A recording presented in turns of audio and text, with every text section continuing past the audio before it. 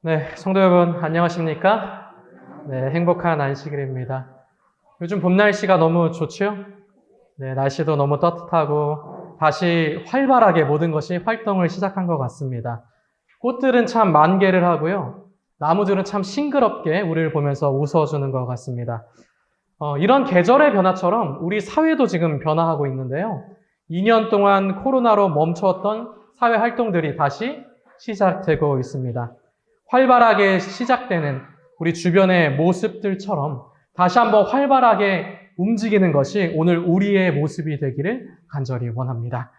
오늘 우리가 함께 나눌 말씀은 마태복음 10장의 말씀입니다. 마태복음 10장 1절로부터 8절의 말씀을 봉독하도록 하겠습니다.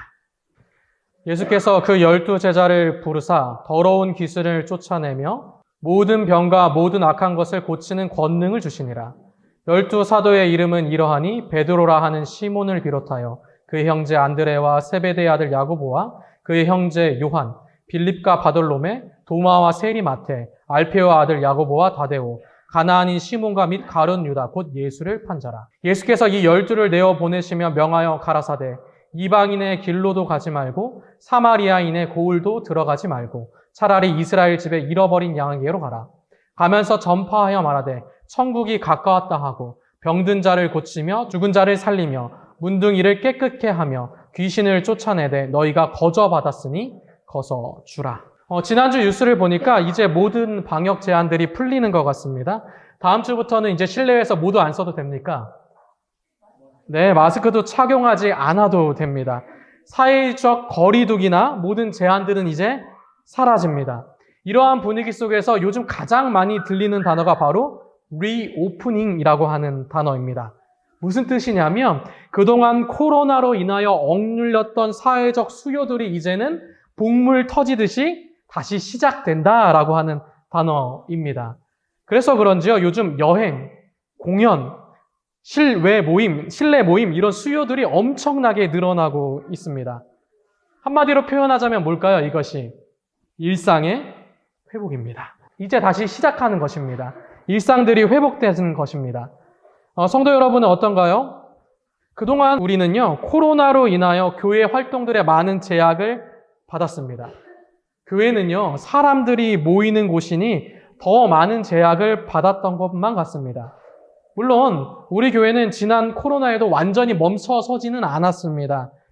하지만 사회가 다시 시작하고요, 교회도 다시 시작해야 되는 시점에 온 것입니다. 그럼 성도 여러분, 당장 이 시점에 무엇을 하고 싶으신가요? 무엇을 하기를 원하시나요? 이제 다시 시작하잖아요? 우리 신앙교회 이거 했으면 좋겠다 하는 거 있으십니까? 없으십니까? 그러니까 사회는 시작하는 대로 두고 우리는 뭐 그동안도 불편하지 않았으니까 이렇게 쭉 가자, 뭐 그렇게 생각하시나요? 소그룹 활성화를 원하시나요? 또 다른 거 있으십니까? 좀 밥을 먹기를 원하시나요? 여집사님들이 고개를 가로저으시네요. 아니라고 하시네요. 네, 뭐 하고 싶으신가요? 네, 소풍을 가기를 원하시나요? 네, 하고 싶은 것이 참 많습니다. 그렇다면 우리는 당장 무엇부터 해야 할까요? 예수님께서는 이 땅에 교회를 세우셨습니다. 마태복음 16장에 예수님이 이렇게 말씀하셨습니다. 또 내가 내게 이르노니 너는 베드로라. 내가 반석 위에 내 교회를 세우리니 음부의 권세가 이기지 못하리라. 예수님께서는 반석이시고 그 반석 위에 나의 교회를 세우겠다라고 말씀하셨습니다. 그리고 그 반석 위에 세운 교회는 천국에 들어가게 될 것이다. 천국에 가는 열쇠를 갖게 될 것이다 라고 말씀하셨습니다. 누가복음 20장에 보면 그 반석이 예수님이라는 사실을 우리는 알 수 있습니다. 저희를 보시며 가라사대 그러면 기록된 바 건축자들의 버린 돌이 모퉁이 머릿돌이 되었음이라 함이 어찌미뇨. 그 돌은 예수님이죠. 시대의 소망에는 이걸 잘 설명해 줍니다. 이 닦아둔 것 외에 능히 다른 터를 닦아둘 자가 없으니 이 터는 곧 예수 그리스도라. 예수께서 내가 이 반석 위에 내 교회를 세우리니 라고 말씀하셨다. 하나님의 임재하심과 모든 하늘 거민들 앞에서 또 보이지 아니하는 음부의 군대 앞에서 예수께서는 당신의 교회를 산 반석 위에 세우셨다. 그 반석은 예수 자신 곧 우리를 위하여 찍히시고 상함을 받으신 그 몸을 의미한다. 음부의 권세가 이 터 위에 세워진 교회를 이기지 못할 것이다. 교회는 어디 위에 서 있어야 돼요? 네, 예수님 위에 단단히 서 있어야 합니다. 그래야지 음부의 권세가 교회를 이기지 못하는 것입니다. 그런데 예수님 위에 단단히 선 교회는 어떤 교회일까요? 예수님의 말씀을 따라가는 교회는 어떤 모습일까요? 마태복음 16장에 예수님께서는 계속해서 이어서 이렇게 말씀하십니다. 이에 예수께서 제자들에게 이르시되, 다른 데서 말씀하신 게 아니에요. 이 말씀을 하시고 이어서 이 말씀을 하는 것입니다. 이르시되 아무든지 나를 따라오려거든 자기를 부인하고 자기 십자가를 지고 쫓을 것이니라. 자기를 부인하고 자기 십자가를 지고 예수님을 따르는 교회가 예수님 위에 단단히 서 있는 교회의 모습입니다. 그것들이 그리스도인들의 모습입니다. 그러면 예수님은 어떠한 삶을 사셨습니까? 우리가 예수님 따라가야 되잖아요. 예수님의 인생의 목적은 무엇이었습니까? 우리도 그곳의 목적을 들고 살아가면 되는 거잖아요. 예수님의 인생의 목적은 단 한 가지셨습니다. 그것이 무엇이었죠? 네. 예수님께서는요, 단 한 가지 목적을 위해서 그분의 지상의 삶을 사셨고, 단 한 가지 목적을 위해서 그의 삶을 십자가에서 바치셨습니다.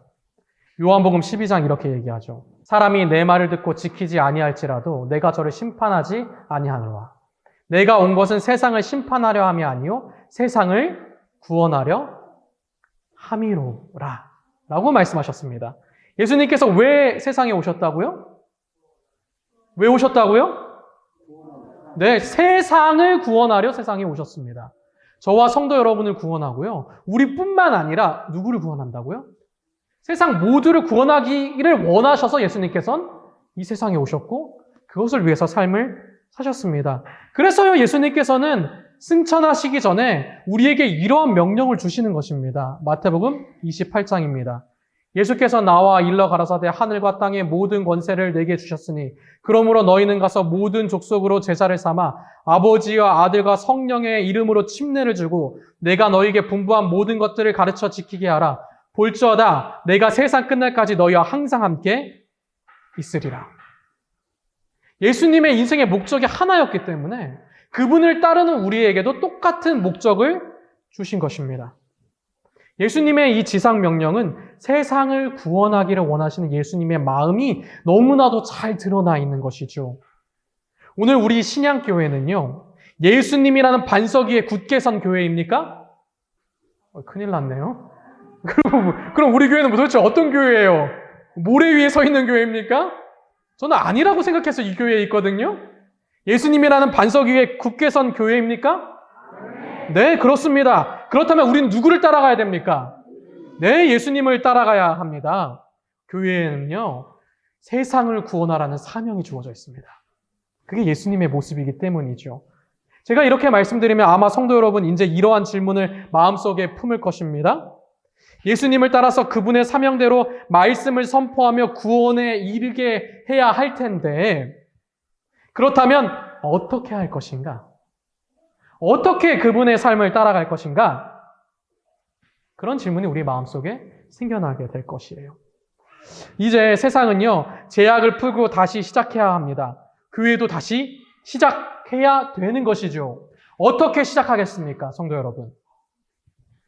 그동안요, 우리는 예수님의 지상 명령을 따르기 위하여 무던히 노력했습니다. 어떤 것들을 하셨어요? 씨 뿌리기 전도를 해서 전도지 봉급을 낙엽처럼 뿌렸고요. 또 뭐 했습니까? 전도회도 하고요. 시조와 가정과 건강도 보급했습니다. 그런데요, 언제부턴가 이러한 일들이 우리에게 매우 힘든 일처럼 느껴집니다. 물론 이러한 일들이 쓸데없는 일입니까? 아니에요. 그동안 우리에게 매우 중요한 일들이었고 그러한 일들로 한 명의 영혼이라도 회심한다면 그것은 참으로 의미 있고 지속해야 되는 일이 맞습니다. 그런데 오늘날 이 일이 우리에게 굉장히 어렵다고 느껴진다는 것이죠. 왜요? 과거에요, 우리 교회의 주된 전도 대상은 누구였습니까? 비신자였나요? 믿음이 없는 사람이었나요? 아니요. 개신교인들이었습니다. 장로교 다니는 친구, 감리교 다니는 친구, 천주교 다니는 사람이 우리의 주된 전도 대상이었습니다. 왜요? 우리는 그들보다 더 개혁된 기별을 가지고 있으니 너희가 믿음 안에서 살기를 원할진대. 정말 믿음 안에서 산다는 것이 무엇인지 가르쳐 주는 것이 우리의 전도 방법이었습니다. 그런데 그러한 접근 방식이 오늘은 너무나도 어려운 것이죠. 20, 30년 그러한 전도 방식을 했더니 이제 개신교인들은 우리를 만나기 전부터 어떻게 버립니까? 마음을 닫아버립니다. 야, 저기 재림교인 온다. 빨리 피하자. 우리가 성경과 다름없는 삶을 사는데도 세계 어느 나라가도 그렇게 얘기하지 않지만 대한민국에서는 그러한 전도 방식을 사용했더니 이제 우리를 누구처럼 취급해요? 저기 신천지처럼 취급합니다. 이단이라는 프레임을 씌워놨어요. 얘기하지도 말라고 말하는 목사님들이 너무나도 많습니다. 또 오늘날 대부분의 사람들은 교회에 다닐까요? 안 다닐까요? 과거에는요, 교회에 다니는 사람의 비율이 굉장히 높았어요. 그런데 오늘날은요, 80%에 가까운 사람들이 아예 믿음이 없습니다. 아예 교회에 다니지 않아요. 그들은요, 왜 교회에 다니지 않을까요? 교회가 그들의 삶에 관심이 없기 때문에 교회에 다니지 않는 것이죠. 이제 오늘 우리는요, 올바른 믿음을 가르쳐줄 대상 자체가 없습니다. 개신교인들은 우리의 말을 들으려고 하지도 않고요. 이 믿음을 갖지 않은 사람들은 올바른 믿음에 대해서 관심도 없습니다. 그러니 오늘 우리는 과거의 방식으로 말씀 전하기가 너무나도 어렵다고 느끼는 것입니다. 그러면 오늘날은 어떻게 해야 될까요? 오늘날 우리는 어떻게 예수님께서 주신 사역을 감당할 수 있을까요? 오늘 우리는요, 본문을 통해서 말씀을 전파하기 위하여 제자들을 파송하시는 예수님의 모습을 볼 수 있습니다. 제자들은요, 이제 말씀을 전하라고 나가는데 이미 그때는 예수님과 6개월 동안이나 함께 했었을 시점이었습니다. 그들은요, 예수님과 함께함으로 그분의 사역을 보고요, 그분의 말씀을 듣고요, 그분이 세상을 구원하시기 위하여 어떠한 일을 하는지 이미 보았습니다. 그리고 나서 그들은 세상을 향해서 말씀을 전하러 나가는 거죠. 마태복음 10장 이렇게 얘기합니다. 예수께서 이 12를 내어 보내시며 명하여 가라사대 이방인의 길로도 가지 말고 사마리아인의 고을에도 들어가지 말고 차라리 이스라엘 집에 잃어버린 양에게로 가라. 가면서 전파하여 말하되 천국이 가까워 왔다 하고. 그런데 참으로 이상하죠? 예수님께서는 12명을 보내셨습니다. 그런데요, 그 12명을 어떻게 보내셨나요? 자, 이제부터 너네 12명이 나가는데 12명이 다 따로따로 다른 지역에 가서 말씀을 전하라고 하셨습니까? 예수님께서 그렇게 보내셨나요? 네, 성도 여러분 이미 너무나도 잘 알고 계세요. 그렇게 보내지 아니하셨습니다. 말씀하셨던 대로 짝을 지어서 보내셨어요. 왜 그렇게 하셨을까요? 12명이 따로따로 가면 더 많은 곳에 갈 수 있었을 텐데요. 그렇게 하지 않고 왜 짝을 지어서 보내셨을까요? 하나님의 사업을 하다 보면요, 때로는 낙담되고 때로는 넘어질 때도 있습니다. 때로는요, 아이디어가 생각이 안 날 때도 있고 힘을 필요로 할 때도 있지요. 그럴 때 서로 뭐가 되는 겁니까? 힘이 돼주는 것입니다. 작은 무리로 함께 하면서요, 서로를 위하여 기도하고 힘을 주면 더 시너지가 나고 힘을 얻게 되기 때문입니다. 성경에는요, 짝을 이뤄서 나가는 모습들이 많이 그려져 있습니다. 가장 가깝게는 어디서 나오나요? 누가복음 10장에 이제는 70인을 예수님께서 파송하시는데 어떻게 파송하셨다고요? 짝을 이뤄서 파송하십니다. 누가복음 10장의 말씀 읽어볼게요. 이후에 주께서 달리 70인을 세우사 친히 가시려고 각동 각처를 둘씩 앞서 보내심에 이르시되 추수할 것은 많으되 일꾼은 적으니 그러므로 추수하는 주인에게 청하여 추수한 일꾼들을 보내어 주소서 하라. 어쩌면 우리 교회의 상황일 수도 있어요. 추수할과는 많은데 일꾼들은 적어요. 그러니 일꾼들을 보내달라고 우리가 하나님께 구하는 겁니다. 그런데 어떠한 방식으로 할 것인가? 70인이 나가는데 홀로 나갔다고요? 네, 짝을 지어서 나갔다고요. 사도행전에 바울과 바나바도 혼자 다녔습니까? 아니요. 짝을 지어서 가고 나중에는 어떻게 됐어요? 누가도 데려가고 막 3, 4명이서 소그룹을 이루어서 다녔습니다. 교회가요, 한 세진자가 교회에 들어오잖아요. 그리고 그분이 정말 하나님의 제자가 될 때까지 성장할 때는 그 사람을 도와주는 사람이 6명은 필요하다라고 하는 통계가 있습니다. 다시 말해서 교회에 한 사람이 회심하고 들어왔어요. 하나님의 제자가 되려고 성장하려고 해요. 그런데 6명의 사람을 만나지 못하면 6명의 마음을 나누고 서로 기도해주고 고민을 상담할 사람이 교회 안에 없으면 그 사람은 어떨 가능성이 많다고요? 네, 잃어버린 자 될 가능성이 많다고요. 그러니 오늘 교회에 있는 분들 정말 대단하신 분들입니다. 오늘 우리 교회가 서로를 위해서 기도해주고 말씀을 나누고 서로 힘을 주고 이러한 일들을 하고 있나요? 그렇지 않음에도 여러분 이 자리에 남아있다는 것은 여러분은 정말 예수님을 사랑하는 정말 특이 케이스 중에 한 명인 것이죠. 통계는 그렇다고 하는 것이죠. 혼자서 예수님의 사역을 감당하는 것, 자라나서 제자가 된다는 것, 너무나도 어려운 일이라고 오늘 사회는 말하고 있습니다. 저는요, 어릴 때 묵동교회라고 하는 교회를 다녔어요. 그런데 제가 과거를 돌아보니까 묵동교회만을 다닌 것은 아니었습니다. 저는 어릴 때 묵동교회도 다녔지만 자라나면서 중학교 때는 본부교회도 가고 고등학교 때는 중화동교회도 갔습니다. 왜 그랬을까요? 왜냐하면 제가 다니는 묵동교회에 제 또래의 아이들이 없었기 때문입니다. 저보다 2살 많은 형들 아니면 4살, 3, 4살 어린 아이들은 많았습니다. 그런데 딱 제 나이는 없는 거예요. 그럼 교회 가면 어때요? 함께 말씀을 나누거나 나 지난주에 이렇게 예수님 만나서 너무 즐거웠어? 라고 이야기할 사람이 없어요. 그러니 너무나도 외로운 것이죠. 근데 제가 다행히도 삼육학교를 다녔습니다. 학교에 가보니 다른 교회에 다니는 친구들이 많아요. 묵동교회에서 중화동교회 딱 5분 거리였습니다. 본부교회 15분 거리였습니다. 그래서 그곳에 가서 또래 집단을 만나서 작은 그룹으로 함께 이야기하고 신앙의 기쁨을 나누고 말씀을 나누니 너무나도 기쁘고 즐거운 것입니다. 그래서 제가 그곳에서 성장하면서 믿음 생활을 계속할 수 있었습니다. 지금 돌이켜보니까 그 작은 학생반들이 지금의 표현으로 보면 그게 뭐예요? 네, 소그룹이었습니다. 혼자보다 함께 할 때 더 많은 힘을 얻을 수 있습니다. 더 많은 일을 할 수 있는 것이죠. 교회 안에 작은 소그룹들이 모여 서로를 지지하고 기도하며 말씀을 나눌 때에 하나님의 사업은 더 큰 성공을 거두게 될 것입니다.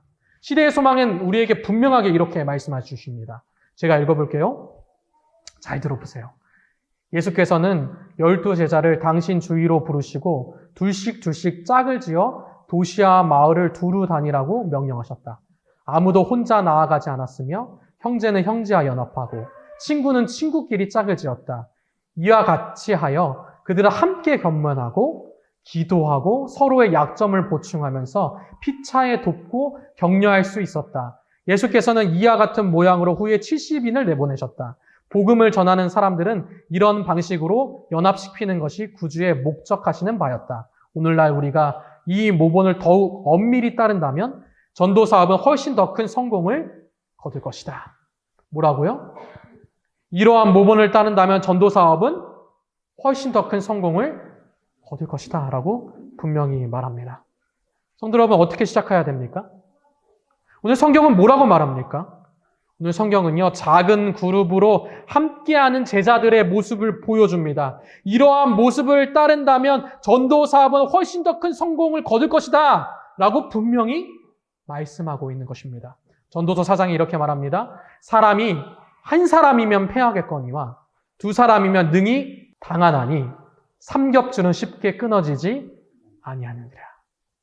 삼겹줄은 쉽게 끊어지지 아니한다라고 전도서는 이렇게 이야기합니다. 새로 시작되는 이 시점에 성도 여러분, 서로를 지지해주고 서로를 위해 기도해줄 수 있는 작은 그룹이 되기를 원합니다. 서로 함께 힘을 얻어서 예수님 따르기를 간절히 원합니다. 그러면 우리가요, 서로 지지해주고 힘을 실어줘서 작은 그룹으로 이제 세상을 향해 나가야 될 텐데 누구에게로 가시겠습니까? 누구에게 복음을 전하러 가시겠습니까? 생판 모르는 남에게 가면 되겠습니까? 대중들에게 가서 이제 씨 뿌리기를 막 하는 거예요? 그럼 막 씨앗들이 떨어지면 될까요? 안 된다는 이야기는 아닙니다. 굉장히 좋은 방식이고 이것도 우리가 해야 되는 방식입니다. 그런데 오늘 우리 교회는 어떻게 시작할까를 묻고 있는 것입니다. 그러면 우리는 여기서 지켜보는 거예요. 제자들이 처음 말씀을 전하러 갔을 때 누구에게 갔을까? 그게 우리에게 오늘 좋은 힌트를 주게 될 것 같습니다. 마태복음 10장 이렇게 얘기합니다. 예수께서 이 둘을 내어보내시며 명하여 가라사대 이방인의 길로도 가지 말고 사마리아인의 고을에도 들어가지 말고 차라리 이스라엘 집에 잃어버린 양에게로 가라. 가면서 전파하여 말하되 천국이 가까워 왔다. 본문에 예수님께서는 제자들에게 뭐라고 말씀하셨어요? 이방인에게 가지 말라고요. 사마리아인에게도 가지 말라고요. 그리고 차라리 누구에게 가라고요?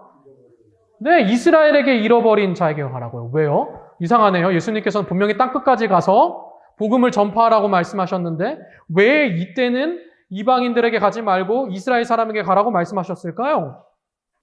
물론 이때 당시에 제자들에게 편견이 있었나요? 네, 편견이 있었습니다. 유대인들에게도 편견이 있었어요. 그래서 예수님께서는 그 편견을 피하기 위하여 유대인들과 복음 전하는 일로 충돌하지 말고 그냥 유대인들에게 먼저 가라라고 하신 것도 한 가지 이유입니다. 그런데 더 큰 이유가 여기에는 있어요. 왜냐하면 후에 예수님께서 70인을 파송하실 때 유대인들은 여전히 편견을 갖고 있었지만은 예수님께서는 그때는 누구에게 가라고 말씀하셨어요? 네, 그때는 사마리아인들에게도 가라고 말씀하셨어요. 누가복음 10장에 이렇게 말합니다. 이후에 주께서 달리 70인을 세우사 친히 가시려고 각동 각처로 둘씩 앞서 보내시며 이르시되 추수할 것은 많되 일꾼은 적으니 그러므로 추수하는 주인에게 청하여 추수한 일꾼들을 보내어 주소서 하라. 이때도 똑같이 유대인들은 편견이 있었는데 예수님께서는 이때 유대인에게만 가라고 하지 않으셨어요. 각동 각처로 가라고 하셨습니다. 그때의 제자들은 어디로 갔어요? 70인들은 사마리아의 각 마을로 갔습니다. 그러면 왜 예수님께서 이때는 유대인에게 가라고 하셨고 이때는 사마리아인들에게로 보내셨을까요? 어떠한 차이가 있을까요? 처음 예수님께서 12제자를 파송하실 당시와 70명의 제자를 파송하실 당시에 예수님의 활동을 보면 우리는 그 이유를 알 수 있습니다.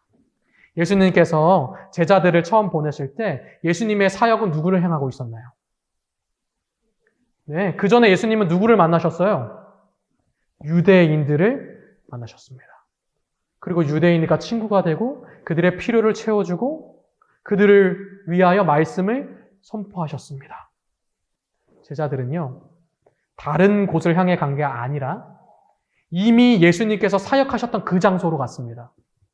그리고 그들 중에는 많은 사람들이 이미 예수님과 뭐가 된 상태였어요? 관계를 맺고 친구가 된 상태였어요. 그들에게로 지금 제자들은 간 것입니다. 시대의 소망은 잘 설명해주고 있어요. 제가 읽어볼게요.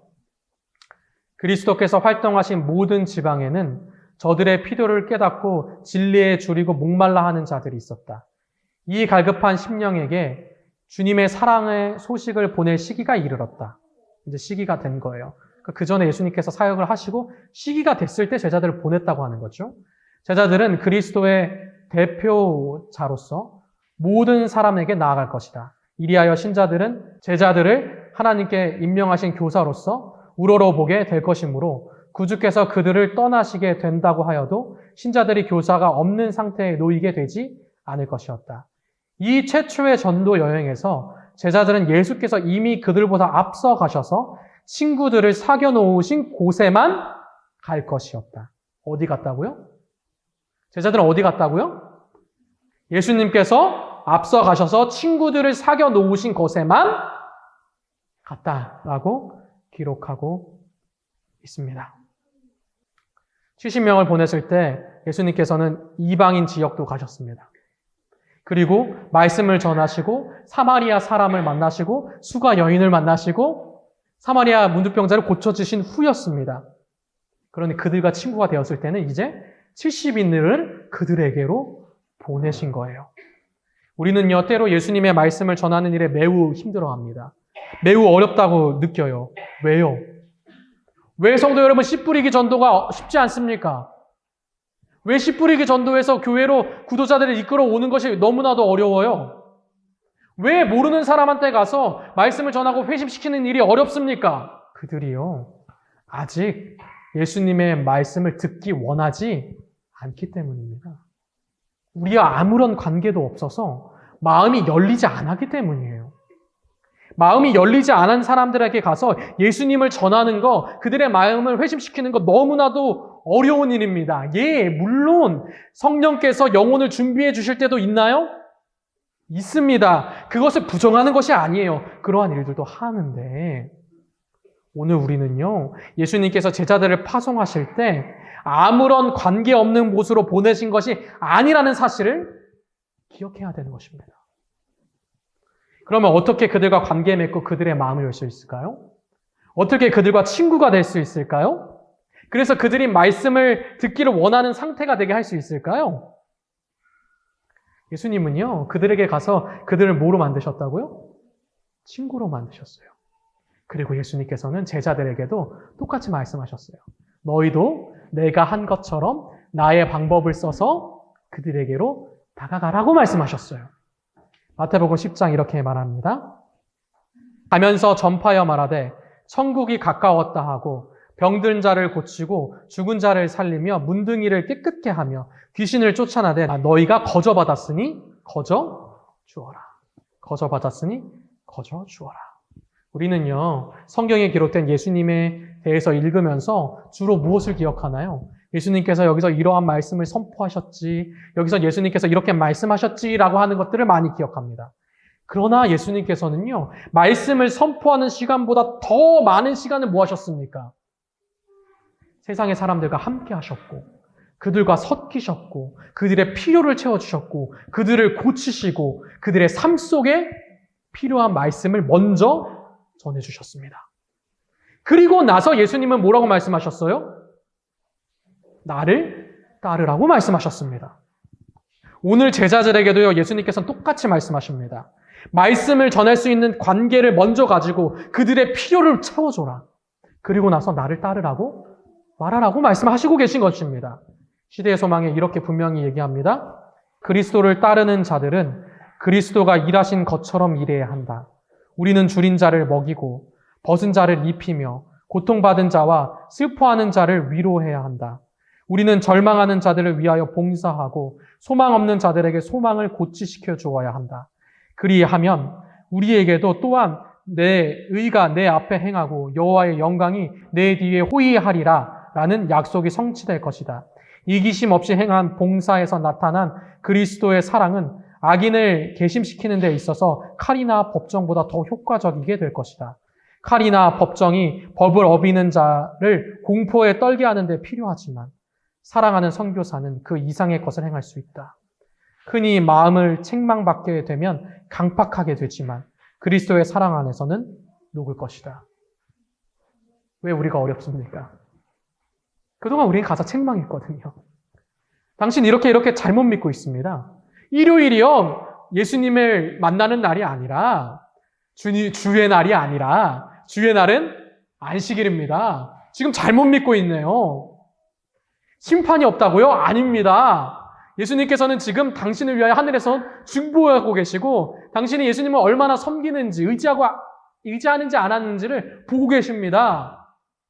잘못된 음식물에 대한 권면을 지키지 마십시오. 예수님께서는 당신의 몸이 건강하기를 원하시고 바라십니다. 틀린 걸 알았어요? 돌아가면 내가 이제 안식일 교회로 가야지 합니까?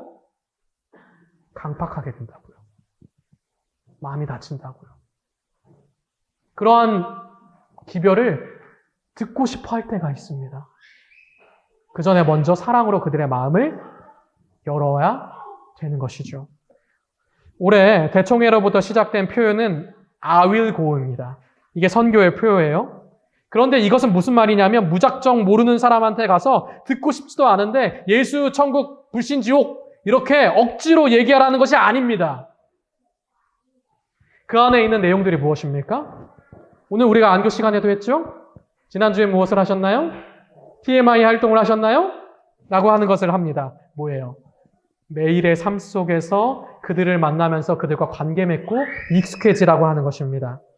그 다음에 또 뭘 하는 거예요? 교회에서 소그룹을 하면서 그들의 필요를 채워주고 가마력 사업을 하는 것입니다.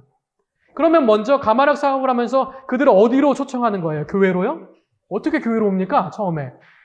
교회랑 아무런 관계도 없는데요. 예수님 믿고 싶어요? 아니잖아요. 소그룹으로 내가 아는 사람들을 먼저 초청하라는 것입니다. 그럼 소그룹 안에서 뭐예요? 활동도 하고 음식도 만들어 먹고 때론 등산도 가고 기도도 하면서 마음이 열리는 거예요. 그 다음에 어디로 오는 거예요? 교회로 오게 할 수 있는 것입니다. 그게 알고 안에 있는 대총의 선교 사업의 표예요. 오늘 우리는요, 작은 그룹으로 함께 일해야만 합니다. 작은 그룹으로 세상의 필요에 민감히 반응해야만 해요. 교회는 그것을 뭐라고 말합니까? 소그룹 가마력 사업이라고 말합니다. 아마 교회마다 하는 사업들이 다 다를 거예요. 어느 교회는 뭐 반찬 봉사, 뭐 공부방, 뭐 칼갈이 봉사, 마사지 봉사, 여러 개 할 수 있는 것이 많을 겁니다. 뭐 이러한 봉사 말고도 필요를 다 채워주는 것들이 많아요. 뭐가 있을까요?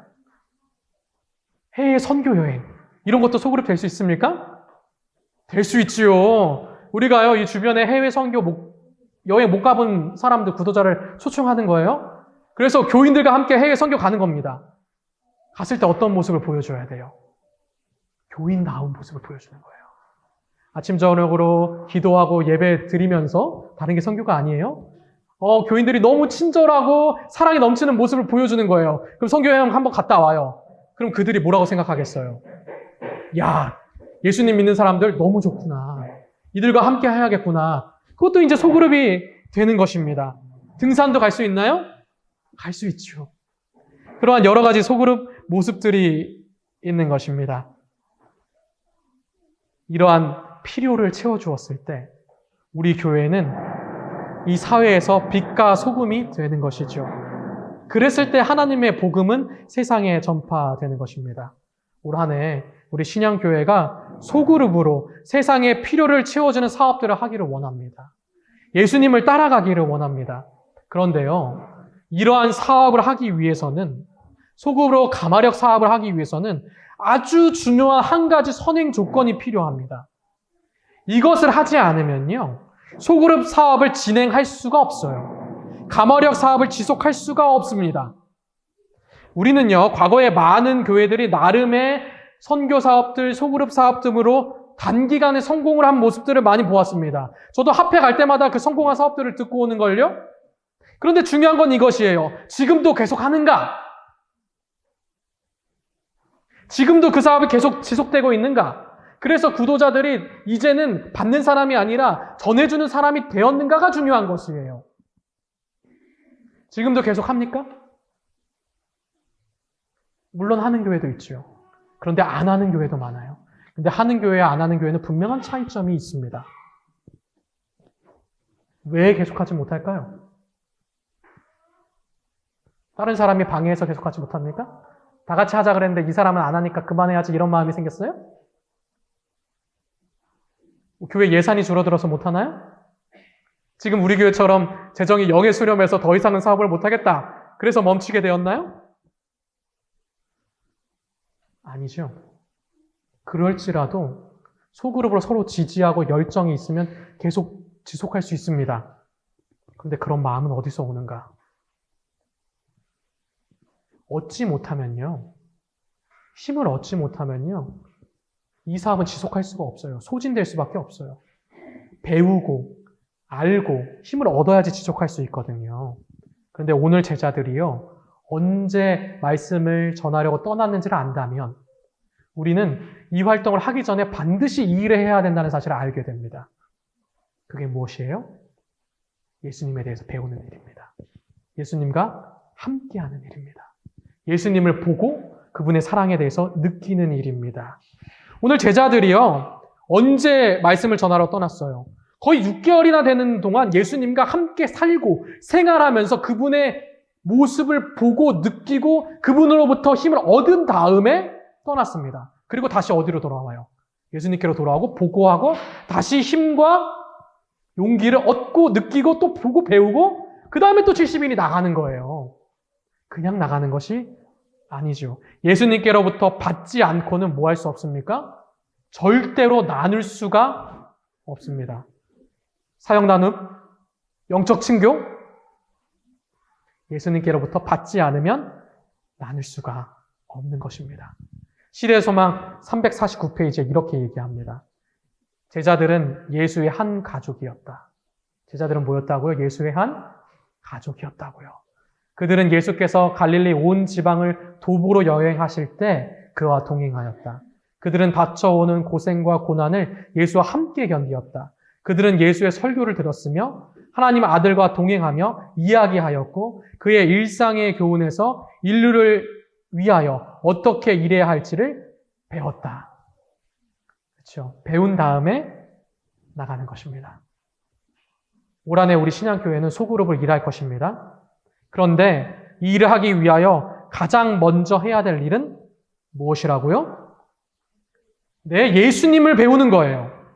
예수님을 보는 거예요. 그분으로부터 힘을 얻는 것입니다. 그래야 우리는 하나님의 사업을 하러 나갈 수 있는 것이죠. 오늘 우리 교회 소그룹 가마력 사업도 마찬가지입니다. 모든 일을 하기 전에 예수님을 만날 것입니다. 말씀을 보고 영적 친교를 나눔으로써 그래야지 소그룹을 하러 나갈 수가 있는 것이죠. 우리는요, 그래서 다음 주부터 시범적으로 제가 리더가 되어 예수님의 모습을 보고 예수님의 은혜를 나누는 영적 친교 모임을 할 것입니다. 이것은요, 제가 일방적으로 성도 여러분께 말씀을 가르치는 것이 아닙니다. 성경 공부하는 게 아니에요. 물론 앞부분에 살짝 성경 공부하는 시간이 있을 거예요. 왜냐하면 성도 여러분의 필요가 저에게 느껴졌기 때문입니다. 성경 공부하고 싶다라고 말씀하셨기 때문이에요. 잠깐 말씀을 나누는 시간을 가질 거예요. 그러나 그 다음에 뭐 합니까? 성경 공부하고 나면 그것을 읽고 그 속에서 예수님을 발견할 겁니다.